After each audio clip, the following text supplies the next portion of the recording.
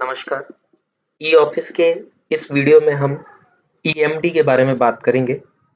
जो ये हमारा टॉपिक है वो एडमिन मॉड्यूल से रिलेटेड है। तो हमारे कार्यालय में बहुत सारे एम्प्लॉयज़ जो e office file management system पे काम करते हैं, उनसे रिलेटेड ये टॉपिक एज सच नहीं है, क्योंकि हर कार्यालय में कोई ना कोई एडमिन होता है। उनका जो जॉब है, उनका जो वो ई ऑफिस में उनको एक एक्स्ट्रा कहना चाहिए मॉड्यूल अवेलेबल रहता है, जिस पर वो काम करते हैं। एक तरह से एम्प्लॉइज़ का उस कार्यालय में जितने भी एम्प्लॉइज़ हैं, कर्मचारी अधिकारी हैं, उनका मैनेजमेंट काइंड ऑफ ये टॉपिक है। तो ईएमडी आपने सुना होगा, उसका फुल फॉर्म होता है employ master database. Employ master database में एक पर्टिकुलर डिपार्टमेंट ऑफिस के जो एम्प्लॉयज़ हैं, उनकी बेसिक इंफॉर्मेशन से लेकर कुछ क्रिटिकल इंफॉर्मेशन का डेटा रखा होता है, और उसी के माध्यम से जो एम्प्लॉय है ई ऑफिस के सिस्टम के डिफरेंट मॉड्यूल्स में लॉग इन करके एक्टिविटी कर सकते हैं।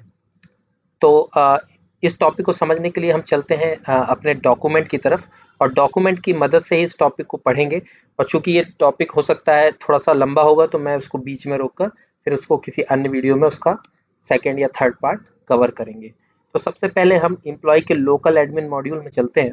तो ईएमडी के एक्चुअली एक तो डेटाबेस है, जैसे एम्प्लॉय मान लेते हैं कोई है, तो उसका फर्स्ट नेम है, मिडिल नेम है, लास्ट नेम है, उनकी डेट ऑफ बर्थ है, उनका पैन कार्ड नंबर है, आधार नंबर है, ये और उनकी डेट ऑफ बर्थ से हम कि तब कब ये पता चलता है कि उनकी सुपर एनुएशन डेट यानी रिटायरमेंट डेट क्या है। उस हिसाब से उनका लॉगिन उस समय के बाद डीएक्टिवेट हो जाता है। और भी उसमें जो बहुत सारे कॉलम्स हैं, उसकी भी एक एक्सेल शीट मेरे पास है, पर उसको दिखाने में अभी फ़िलहाल टाइम वेस्ट नहीं करते हैं। तो अगर इस डायग्राम में देखते हैं हम, अगर आप देख पा रहे हो, तो ईएमडी जो हमारा बीच वाला सेक्शन, अगर मैं इसको जूम कर पाता हूँ, हाँ, ये जो ईएमडी है, इसके चारों तरफ बहुत सारे मॉड्यूल्स बने हुए हैं, राइट। तो हो सकता है कि आपके ऑफिस में सिर्फ ई फाइल वाला जो ऑप्शन है, यानी जो हम अभी तक ई ऑफिस में इतने सारे वीडियोस हमने देखे हैं, या आप अपने ऑफिस में काम करते होंगे तो ई फाइल के ऑप्शन का यूज़ करते होंगे। इसके अलावा भी ई ऑफिस में बहुत सारे मॉड्यूल्स हैं, लाइक टूर है, फिर केएमएस है जो नॉलेज मैनेजमेंट सिस्टम, इसके बारे में एक बार हम थोड़ा बहुत चर्चा कर चुके हैं। फिर ई ऑफिस का पोर्टल है, और इसके अलावा लीव एप्लीकेशन, यानी जो छुट्टियों का अप्लाई करता है अगर कर्मचारी, वो भी हम ई ऑफिस के थ्रू कर सकते हैं, और उसका अप्रूवल भी ई ऑफिस में होता है। तो कुल मिला के ईएमडी के ही इर्द गिर्द ये सारे मॉड्यूल घूमते हैं, चलते हैं, सॉरी। और ईएमडी में एम्प्लॉय की जो जानकारी होती है, उसके आधार पे ये सारी फंक्शनैलिटी काम करती है। खैर, हमने अभी तक ई फाइल पे कंसंट्रेट किया है। तो हम ईएमडी में देखिए दो तरह के, जो नीचे बात करेंगे हम, कि दो तरह के यूजर्स होते हैं। एक होता है सुपर एडमिन, और दूसरा होता है लोकल एडमिन। तो सुपर एडमिन जो है वो लोकल एडमिन को कुछ पावर डेलीगेट करता होगा, और local admin, local in the sense कि वो आपके ऑफिस सेटअप, आपके डिपार्टमेंट के सेटअप में जो एम्प्लॉयज़ का मैनेजमेंट है वो देखते हैं। उसमें ट्रांसफ़र हो सकता है एम्प्लॉय का, किसी तरह का उनका एक सेक्शन से दूसरे सेक्शन में मूवमेंट हो सकता है, और भी इस तरह की जो चीज़ें हैं जो लोकल एडमिन करते हैं, उसको हम वन बाय वन आगे देखते हैं। तो सिंपल सी बात है कि जो सुपर एडमिन है वो लोकल एडमिन को क्रिएट करता है, लोकल एडमिन को कुछ प्रिविलेजेस देता है कि वो अपने डेटा को मैनेज कर सके। उसमें उन किसी एम्प्लॉइज़ का कोई प्रमोशन होता है, कोई नया एम्प्लॉय की पोस्टिंग होती है, कोई नई ऑर्गेनाइजेशन यूनिट वो क्रिएट कर सकते हैं अपने लोकल लेवल पर। तो इस तरह की बहुत सारी पावर वो डेलीगेट करते हैं। तो एक एग्जांपल दिया है इसी डॉक्यूमेंट में कि मान लीजिए एक मिनिस्ट्री ऑफ फाइनेंस का एग्जांपल लिया है कि मिनिस्ट्री ऑफ फाइनेंस, उसमें department of finance and services और डिपार्टमेंट ऑफ रेवेन्यू एक तरह का ग्लोबल ऑर्गेनाइजेशन हो गई, यानी कहना चाहिए सबसे अपर लेवल पे हम देख सकते हैं उसको। उसके बाद उसके नीचे जो है, जो सेक्रेटरी ऑफिस है, जो एडमिन का ऑफिस होगा, वो सारे उस पे मैप्ड होते हैं या उनको रिपोर्ट करते हैं। तो लोकल एडमिन जो होता है वो दो तरह के सेक्शंस हैं उनमें। एक तो होता है कि लोकल एडमिन जो है creation and mapping, creation and mapping कर सकते हैं। तो क्या चीज़ क्रिएट कर सकते हैं, क्या चीज़ मैप कर सकते हैं, तीन तरह के काम वो कर सकते हैं। एक तो वो ऑर्गेनाइजेशन बना सकते हैं, उनकी मैपिंग कर सकते हैं। दूसरा वो एम्प्लॉय का क्रिएशन कर सकते हैं और उनकी मैपिंग कर सकते हैं। तीसरा ट्रांसफर रिलेटेड क्रिएशन कर सकते हैं और मैपिंग कर सकते हैं। और जो दूसरा सेक्शन है लोकल एडमिन के लिए, वो है रिपोर्ट मॉड्यूल, तो नेचुरली रिपोर्ट मॉड्यूल में रिपोर्ट्स देख सकते हैं। तो सबसे पहले हम क्रिएशन एंड मैपिंग में ऑर्गेनाइजेशन के बारे में अपन डिस्कस करते हैं। तो आगे चलते हैं ऑर्गेनाइजेशन में। इसमें एक कॉन्सेप्ट आता है एंटिटी का। इसमें कंफ्यूज होने की ज़रूरत नहीं है। एक आप इस तरह से समझिए कि जो सुपर एडमिन है वो एक जनरल लिस्ट क्रिएट करके देते हैं कि ये लिस्ट में चीज़ें होंगी, तो जो लोकल एडमिन है वो उस जनरल लिस्ट में अवेलेबल ऑप्शंस या जो भी एंटिटीज अवेलेबल है उनका यूज़ करते हैं अपना फर्दर क्रिएशन करने के लिए या मैनेजमेंट ऑफ डेटा करने के लिए। इन केस उस जनरल लिस्ट में जो सुपर एडमिन ने दिया उसमें कोई ऐसी चीज़ है जो ऐसी कोई चीज़ है जो आप लोकल एडमिन की ज़रूरत की है मगर वो उसमें अवेलेबल नहीं है, तो ईएमडी के मैनेजमेंट में ऑप्शन लोकल एडमिन के पास है कि वो अपनी लोकल एंटिटी भी क्रिएट कर सकते हैं। मतलब कोई इसमें कहना चाहिए रिस्ट्रिक्शन नहीं है कि जो सुपर एडमिन ने दे दिया वही यूज़ करना है हमें, ठीक है। तो अगर आप ये जो फिगर बना हुआ है इसमें अगर आप नज़र डालेंगे तो मान लीजिए जैसे आपकी ऑर्गेनाइजेशन में डिपार्टमेंट होते हैं, डिवीजन होते हैं, ऑफिस होते हैं, सेक्शन होते हैं, यूनिवर्सिटी होते हैं, लेकिन आप इसमें बढ़ाना चाहते हैं। फॉर एग्जांपल अगर आप लेफ्ट पैनल पे एंटिटी का ऑप्शन होता है उस पर क्लिक करेंगे तो एक जो जनरल लिस्ट सुपर एडमिन ने दी है उसमें देखिए एक विंग भी अवेलेबल है। अगर ये आपके ऑर्गेनाइजेशन में इसकी ज़रूरत है या इस तरह का एग्जिस्ट करता है, कई ऑफिस में विंग्स भी होते हैं, तो फिर वो आपको लोकल एडमिन जो वो विंग को सिलेक्ट करके ये राइट साइड में एक एरो रहता है, ये लेफ्ट साइड में रहता है, तो आप राइट साइड वाला एरो दबाएंगे तो ये जो विंग वाला है ये उठ के आपके राइट साइड में जाएगा, और कोई आपके में नहीं है तो आप उसको लेफ्ट वाला ऑप्शन दबाएंगे तो वो उठ के वापस जनरल लिस्ट में आ जाएगा, आपके ऑर्गेनाइजेशन से वो हट जाएगा। ओके, तो अगर विंग को हमने राइट फॉरवर्ड बटन दबाया होगा तो वो विंग देखिए उठ के यहाँ पर आ गया, यही उन्होंने बताया। और जब ये आ जाएगा तो आपको मैसेज आएगा record inserted successfully in your organization. बस सिंपल सा इतना सा एक मैसेज आपको मिल जाएगा, यानी क्लियर हो जाएगा। अब वो सिचुएशन आती है कि जो जनरल लिस्ट सुपर एडमिन ने हमें दी है उसमें हमारी रिक्वायरमेंट के हिसाब से ऑप्शन नहीं है, तो फिर लोकल एडमिन क्या करे? तो लोकल एडमिन क्या कर सकता है, उनके पास लेफ्ट पैनल में एंटिटी हायरार्की का ऑप्शन होता है, उसको जब वो क्लिक करेंगे तो क्लिक करने पर राइट साइड में जो विंडो खुलेगी उसमें ये न्यू एंटिटी का ऑप्शन आता है। न्यू एंटिटी पे वो क्लिक करेंगे तो नीचे उनको ऑप्शन मिल जाएगा, तो उनको एक बेसिक इन्फॉर्मेशन उस नई जो वो एंटिटी बना रहे हैं उसकी डालनी पड़ेगी, लाइक एंटिटी का टाइप, नेम, इंग्लिश वो क्या है उसको इंग्लिश में, जैसे उन्होंने यहाँ पे सेल डाला है, CELL डाला है।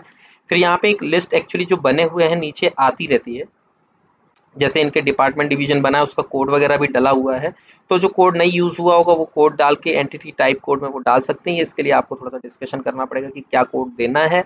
उसके बाद एंटिटी का डिस्क्रिप्शन, आप वो चाहे तो उठा के वही सेल का सेल लिख दीजिए, और एक्टिव है क्या, यस और नो, आपको यहाँ पर एक चेक बॉक्स देता है वो कर सिलेक्ट करना अगर उसको आप तुरंत एक्टिव करना चाहते हैं, और सेव बटन पे क्लिक कर सकते हैं। इसके अलावा उसको किसी डेट में भी मेंशन कर सकते हैं कि किस डेट से किस डेट तक इसको रखना है, और फिर आप सेव बटन पे क्लिक करेंगे तो आपकी नई एंटिटी क्रिएट हो जाएगी। इसमें ध्यान देना है कि अगर कोई एंटिटी आपने क्रिएट करी है अपने आपकी ऑर्गेनाइजेशन यूनिट में और उसकी मैपिंग कर दी है आप अपनी ऑर्गेनाइजेशन यूनिट में, तो फिर आप उसको अनमैप नहीं कर सकते, एडमिन उसको अनमैप नहीं कर सकते हैं। फिर एंटिटी हायरार्की को समझने से पहले, हायरार्की क्या है? एक तरह से पेरेंट चाइल्ड रिलेशनशिप है, मतलब कि हर एक चाइल्ड के कोई ना कोई पेरेंट्स होंगे, ठीक है ना। जैसे सेक्शन है तो उनके पेरेंट ऑफिस हो सकते हैं, ऑफिस है तो उसका पेरेंट डिपार्टमेंट हो सकता है, राइट, यानी वो उसके अंदर एग्जिस्ट करते हैं। तो लोकल एडमिन क्या है, वो किसी भी एंटिटी को उनके पेरेंट एंटिटी के साथ एसोसिएट कर सकते हैं, या उसको कहना चाहिए कि मैप कर सकते हैं, ठीक है। तो फॉर एग्जांपल जैसे हमारे कोई सेक्शंस हैं, उन्होंने बताया कि जैसे कैश सेक्शन है, एडमिन सेक्शन है, एस्टेब्लिशमेंट सेक्शन है, तो उनको वो मैप कर सकते हैं उस ऑफिस से, और वो ऑफिस जो है उनका जो भी ऑफिस है और उनके ये सेक्शंस जो कहलाएंगे चाइल्ड कहलाएंगे, और ऑफिस इन सेक्शंस के लिए पेरेंट कहलाएंगे। तो इसको आगे अगर अपन डायग्राम में चल के देखें तो मैं इसको थोड़ा सा जूम कर देता हूँ। तो ये देखिए एंटिटी टाइप है, इसमें ड्रॉप डाउन बॉक्स आता है, इसमें सारे मिनिस्ट्री, डिपार्टमेंट, डिवीजन, ऑफिस आता है, आपको सिलेक्ट करना है और उनके पेरेंट एंटिटी टाइप क्या है वो आपको यहाँ से चुनना है। तो नीचे टेबल में आ जाता है कि देखिए मिनिस्ट्री है, उसके तो पेरेंट मिनिस्ट्री होंगे, नेचुरली बात है, उसके ऊपर तो कुछ है नहीं। फिर डिपार्टमेंट है, डिपार्टमेंट के पेरेंट जो है वो मिनिस्ट्री है। डिवीजन है, उसके पेरेंट डिपार्टमेंट है। ऑफिस है, ऑफिस के डिपार्टमेंट सॉरी पेरेंट डिवीजन है। सेक्शन, सेक्शन के जो पेरेंट है वो ऑफिस है। और विंग, विंग के जो पेरेंट है वो सेक्शन है। ये हम उनको क्या कहते हैं, अपने इसमें हमको सिस्टम में बताना पड़ता है, मतलब लोकल एडमिन को, कि कौन से एंटिटी का कौन पेरेंट है, वो एक्टिव है या नहीं है। और उसके बाद आपके पास एक्शन में हमेशा एडिट करने का ऑप्शन अवेलेबल रहता है। अब हम डेजिग्नेशन की बात करते हैं। हमारे लेफ्ट पैनल में डेजिग्नेशन का ऑप्शन होता है। डेजिग्नेशन में आ जाते हैं। डेजिग्नेशन हम सब जानते हैं, हिंदी में इसको पदनाम बोलते हैं, यानी कौन कोई व्यक्ति किस डेजिग्नेशन पे, यानी उसकी क्या पोस्ट है। कोई डायरेक्टर है, कोई अकाउंटेंट है, कुछ भी सेक्शन ऑफिसर है। तो इसमें भी कुछ नहीं करना होता। एक तो आपके जो अवेलेबल, यानी आप जिसको जोड़ चुके होंगे या आपके में अवेलेबल होगा, वो राइट साइड में है। लेफ्ट साइड में जो जनरल लिस्ट सुपर एडमिन ने दी है वो है। आप इनमें से किसी भी डेजिग्नेशन को, अगर वो आपके अभी ऑर्गेनाइजेशन में नहीं दिख रही है, तो उसको सिलेक्ट करके फॉरवर्ड बटन से करेंगे तो अपने आप वो राइट साइड में उठ के आ जाएंगे और वो आपके ऑर्गेनाइजेशन यूनिट में रिफ्लेक्ट होने लगेंगे, यानी ऐड हो चुके होंगे। नेक्स्ट ऑप्शन जो हमारे पास आता है वो हॉलीडे कैलेंडर का है।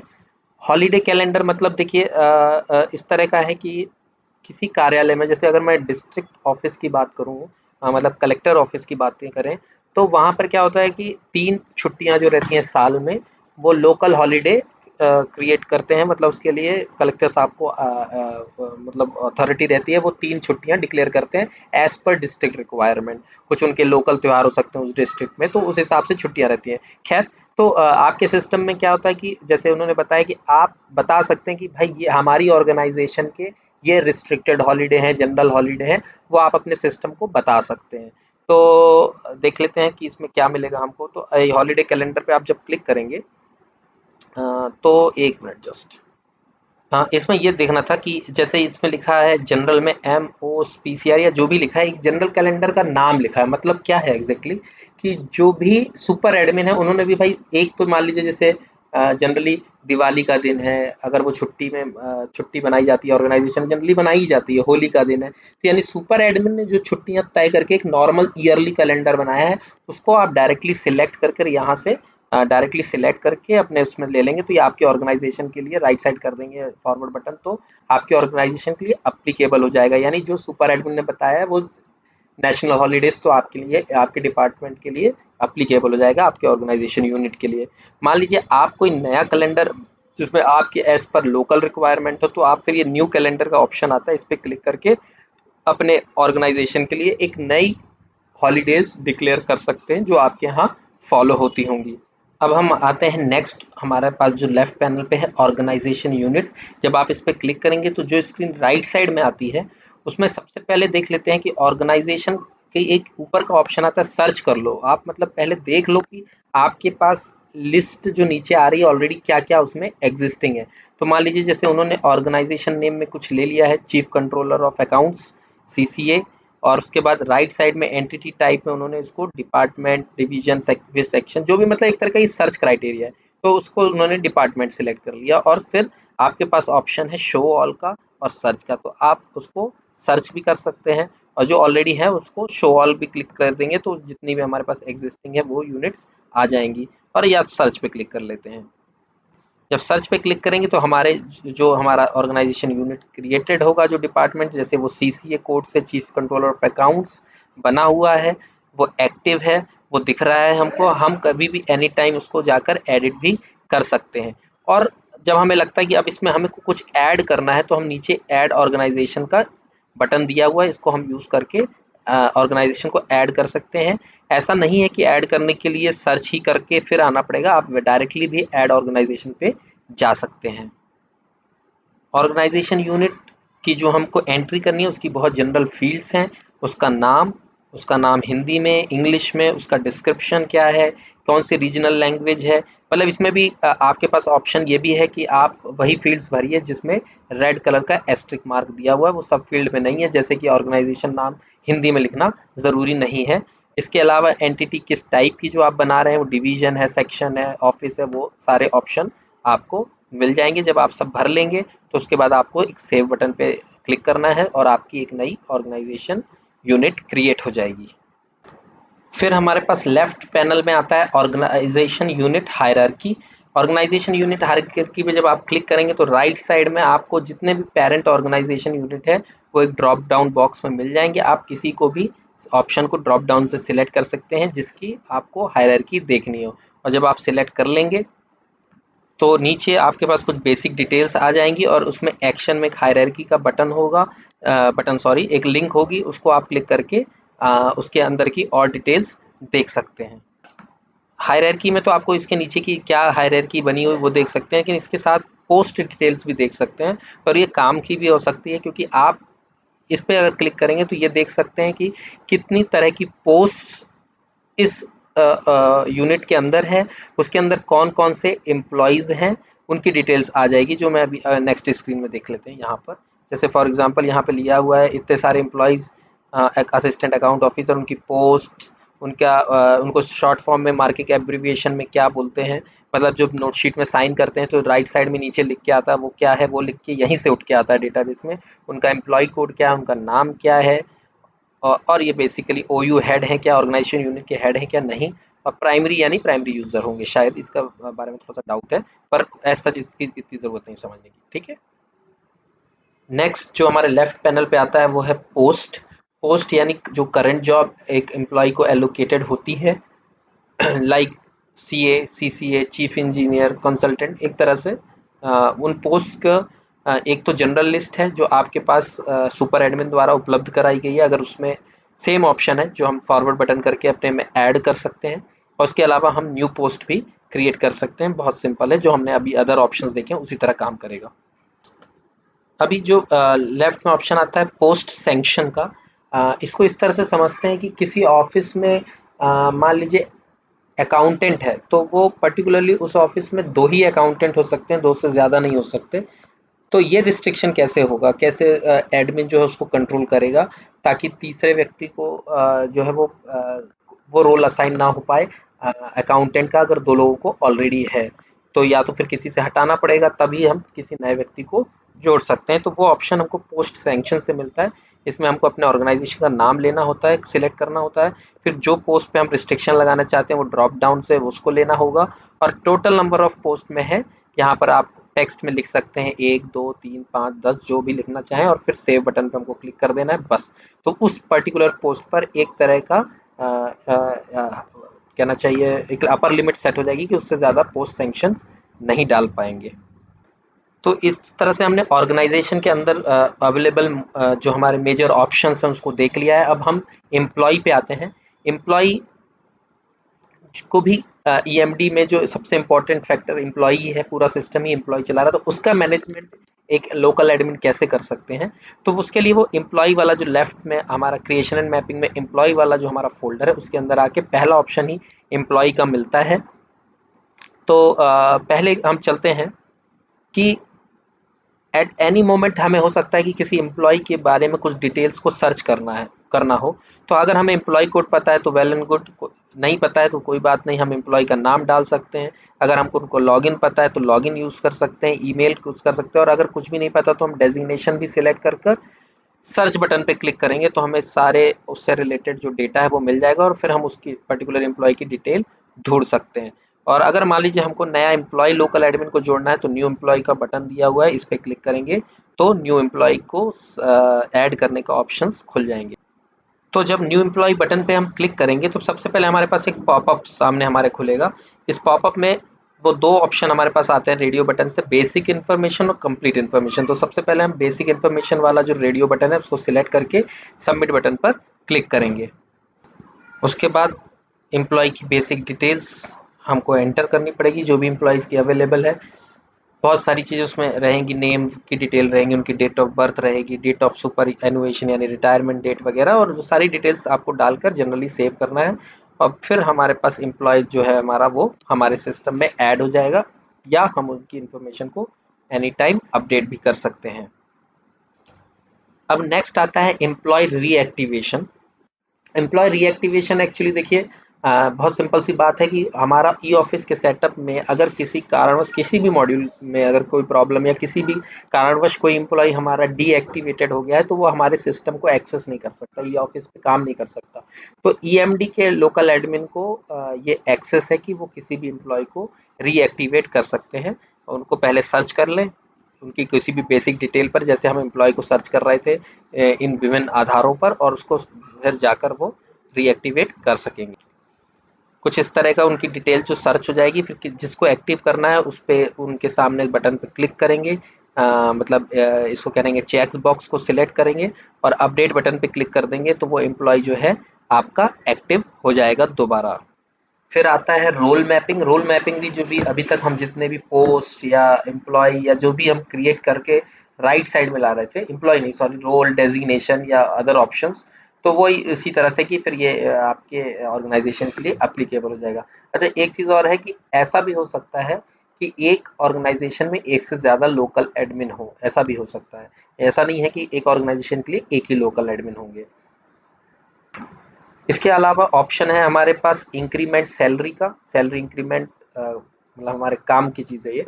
तो इसमें ये है कि हम जिस एम्प्लॉय के ऊपर इंक्रीमेंट लगाना चाह रहे हैं, उन एम्प्लॉय को पहले सर्च कर सकते हैं डिफरेंट क्राइटेरिया पे। उसके बाद उनको सर्च पे कोई भी क्राइटेरिया चुनकर सर्च बटन पे क्लिक करेंगे, तो हमारे पास सामने उन एम्प्लॉयज़ के रिलेटेड उस सर्च क्राइटेरिया से रिलेटेड एम्प्लॉयज़ की नीचे लिस्ट आ जाएगी। फॉर एग्जांपल एक एम्प्लॉय ये आ गए हैं और इनके मान लीजिए करंट बेसिक क्या है उनकी, वो यहाँ पे डाल दिया। इंक्रीमेंट डेट, इंक्रीमेंट वैल्यू और न्यू बेसिक क्या हो जा रही है वो डाल के फिर हमको अपडेट बटन पे क्लिक करना होता है। तो अब मान लीजिए ऐसे कोई एम्प्लॉयज़ सर्च होके आ गए जिनके आप नहीं चाहते कि सैलरी इंक्रीमेंट हो, मतलब अभी उनका समय नहीं आया है इंक्रीमेंट लगने का, तो उनको आप एक्सेप्शन बॉक्स को क्या कहते हैं, जो है आपका एक्सेप्शन बॉक्स को चेक कर दीजिए उनको। तो ये जो चेक बॉक्स बना हुआ है तो वो उनके ऊपर लागू नहीं होगा। फिर नेक्स्ट आता है हमारे पास पोस्ट असाइनमेंट। पोस्ट असाइनमेंट का मतलब ये कि आप किसी एम्प्लॉय को अ, कोई रोल असाइन कर रहे हैं, मतलब वो एज अ अकाउंटेंट काम कर सकते हैं, वो एज अ डायरेक्टर काम कर सकते हैं, इस तरह का मतलब उनको एक पोस्ट असाइन हम कर रहे हैं, राइट। तो सबसे पहले उसके लिए भी हमको एम्प्लॉय को सर्च करना पड़ेगा जिनको हम पोस्ट असाइनमेंट करना चाह रहे हैं, राइट। फिर हमारे पास स्क्रीन में जब एम्प्लॉय सर्च होके आ जाते हैं तो हमारे पास डिफरेंट ऑप्शन, इसको पढ़ेंगे आप तो आप समझ जाएंगे किस डेट से किस डेट के लिए आप उसको रोल असाइन करना चाह रहे हैं। वो आपको बेसिक डिटेल वो डाल सकते हैं, पर काम की बात हमारे पास ये प्लस साइन है यहाँ पे। ये प्लस साइन एक्चुअली इसलिए है कि आप किसी पर्टिकुलरली एम्प्लॉय को एक से ज़्यादा रोल असाइन कर सकते हैं। नेचुरल बात है कि कोई एक व्यक्ति हो सकता है दो तरह की पोस्ट के लिए काम कर रहे हो, या इन कुछ समय के लिए कई बार ऐसा होता है जो लिंक्ड ऑफिसर होते हैं, जो अगर कोई एक लीव पे है तो दूसरे को फिर उनकी पोस्ट का भी काम देखना होता है। इस तरह का जो बेसिक एक कॉन्सेप्ट है, तो वो येस प्लस साइन के थ्रू असाइन हम यूज़ कर सकते हैं। फिर नेक्स्ट आता है पोस्ट डेलीगेशन। ये भी काम का है। पोस्ट डेलीगेशन मतलब उस तरह की सिचुएशन है कि मान लीजिए सबऑर्डिनेट एम्प्लॉयज़ जो हैं वो लीव पर हैं, किसी समस्या में है, यानी वो ऑफिस अटेंड नहीं कर सकते, वर्क नहीं कर सकते कुल मिलाकर, तो उनकी पोस्ट का डेलीगेशन किसी और एम्प्लॉय को कर देना फॉर टाइम बीइंग, कुछ समय के लिए, ताकि वो उनका काम भी कर सकें। तो नेचुरली उनके इनबॉक्स में जिनका डेलीगेशन किया जा रहा है, जिनका उनके इनबॉक्स में जो फाइल्स वगैरह होंगी, उनको जो पावर होगी वो न्यू एम्प्लॉय को असाइन हो जाएंगी। तो इसमें राइट साइड में वो ऑप्शंस हैं, किस पोस्ट के लिए हो रहा है वो सारे ऑप्शंस नॉर्मल, इसको पढ़ के आप समझ जाएंगे, इस पर टाइम वेस्ट नहीं करते हैं। फिर हमारे पास आता है यूज़र प्रोफाइल। यूज़र प्रोफाइल में एक पर्टिकुलरली एम्प्लॉय के बारे में बहुत सारी डिटेल्स आ जाएंगी, उसकी basic detail, contact detail, permanent address detail और बहुत सारी चीज़ें नीचे दी हुई हैं। तो वो आप पढ़ सकते हैं उसको, उसमें टाइम वेस्ट नहीं करते हैं। मतलब एक बेसिक उसका पूरा का पूरा खाका उतर आएगा कि वो एम्प्लॉय के बारे में सारी इन्फॉर्मेशन निकल आएगी। पर्टिकुलरली उस एम्प्लॉय की बहुत सारी जो भी इन्फॉर्मेशन वो यहाँ पर यूज़र डिटेल प्रोफाइल में डाली जा सकती हैं, और ये हमेशा ज़्यादा से ज़्यादा इन्फॉर्मेशन वैसे भी अवेलेबल होनी चाहिए, ताकि किसी भी लेवल में ऑर्गेनाइजेशन में अगर उनसे कांटेक्ट करना चाहते हैं या उनके बारे में सर्च करना चाहते हैं, तो वो आसानी से इन्फॉर्मेशन एक्सेस की जा सकती है। इसमें उनकी फ़ोटो भी एम्प्लॉय की डाली जा सकती है, वो ऑप्शन भी अवेलेबल है। इसमें साइज़ और फाइल टाइप का रिस्ट्रिक्शन होगा, जैसे कि इस केस में 5 MB का रिस्ट्रिक्शन है। बहुत नॉर्मल सी बात है। और इसको फिर फाइनली हम सारी डिटेल्स एक एक टैब में डालकर नीचे आते हुए फिर फाइनली सेव बटन पे क्लिक कर देंगे। तो एम्प्लॉयज़ की डिटेल के बारे में डिस्कशन करने के बाद हम आते हैं डेजिग्नेशन में।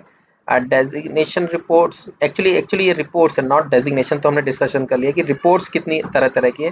तो रिपोर्ट्स तो नेचुरली आप जो भी एडमिन है वो लोकल है, एडमिन है वो अपने लॉगिन से जाकर डिफरेंट डिफरेंट रिपोर्ट्स पे क्लिक करके उसको समझ सकते हैं वो क्या है एग्जैक्टली। इसमें कोई बड़ी चीज़ नहीं है। एम्प्लॉय की डिटेल सर्च करना, डेजिग्नेशन वाइज सर्च करना, लोकेशन वाइज सर्च करना, पोस्ट वाइज सर्च करना, ठीक है ना।